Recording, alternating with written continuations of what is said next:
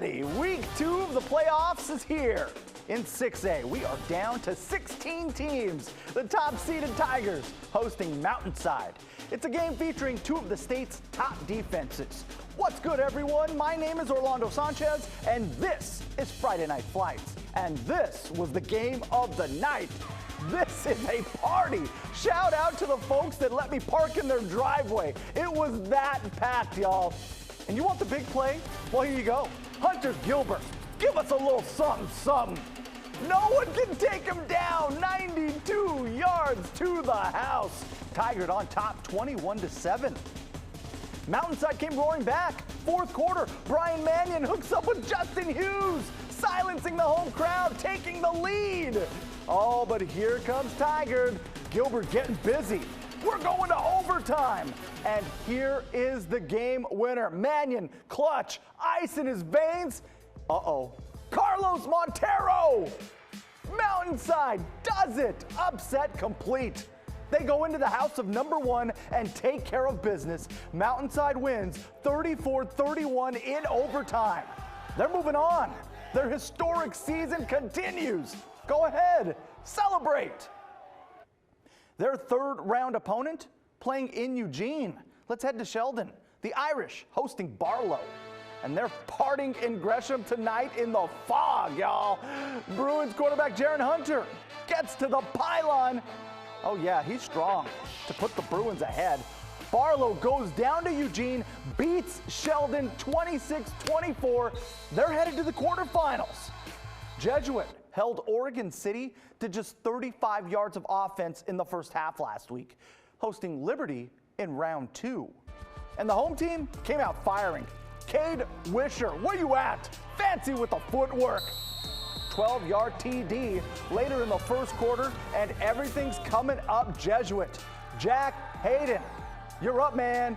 Let's go deep. Through the fingers of the defender to Joey Gatto.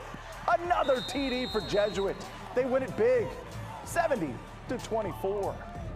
North Medford visiting Tualatin, and the Timberwolves, they weren't messing around. Play action working all night long. Jackson Jones on the money to Kai Noah Sayer.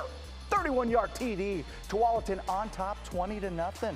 And shout out to the defense, to the special teams, because they're doing stuff like this. Safety. Ensuing Timberwolves possession.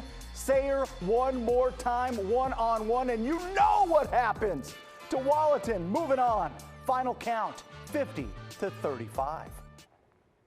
Lakeridge pulled off the biggest upset of round 1, beating Beaverton. Looking for upset number 2 against 6-seeded Aloha. Lakeridge, Jalen John doing work. Looks like a video game out there. I mean, guy is dodges, he's doing jumps, stiff arms, don't matter, because he's into the house. Aloha clawing their way back, though. Timothy Dennis Jr.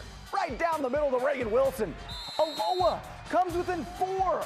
But Jalen John, how about the foggy TD? Seals the deal there. Lakeridge moving on, 51-40. Get up. They'll play the winner of West Salem and Lake Oswego. The bracket game strong tonight. A rematch from the regular season, and we interrupt your regularly scheduled... Wait. This is the normally scheduled program. The Casey Filkins Show in full effect. Lake O takes 7-0 lead.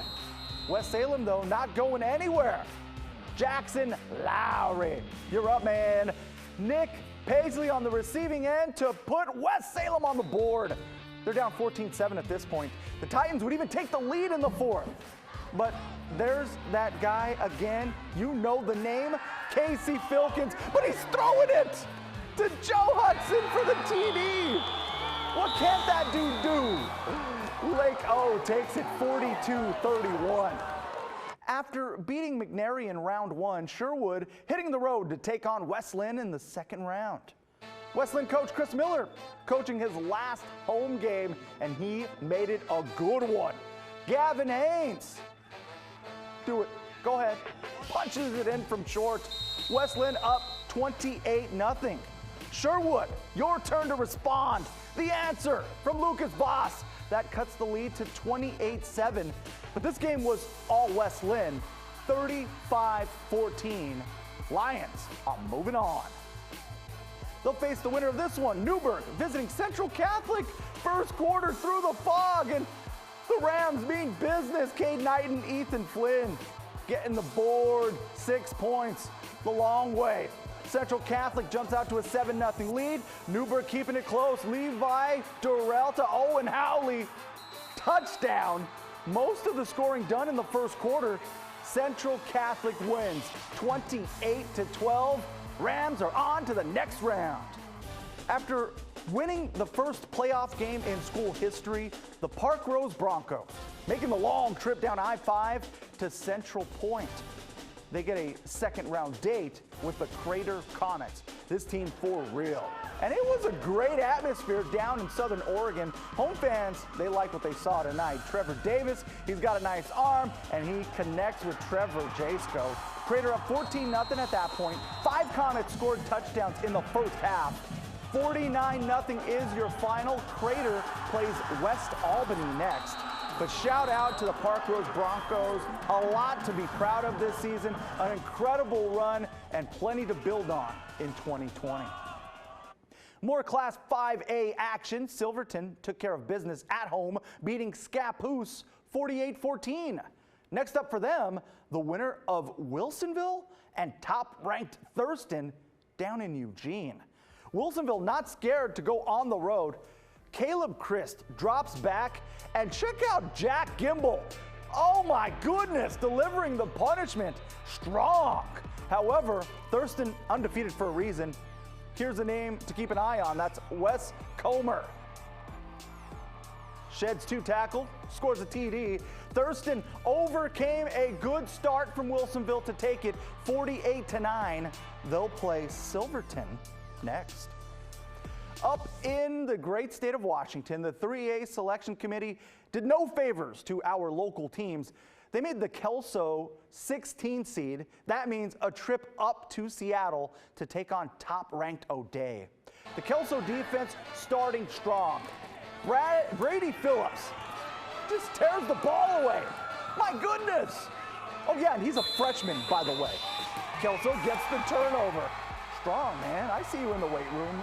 But this game belongs to the home team. Kelso sees its season come to an end in Seattle, 35-0 O'Dea. Look at the fog north of Seattle. Despite an 8-1 season, Prairie, the 11th seed, visiting Marysville Pilchuck. This game went back and forth. A.J. Dixon to Zeke Dixon. I promise you, they are really good. You may be able to see them through all that fog. Prairie led by 3 late, but Marysville Pilchuck scored the last 10 points to win it in overtime. The Falcons see their season come to an end in heartbreaking fashion, 37-30 in overtime.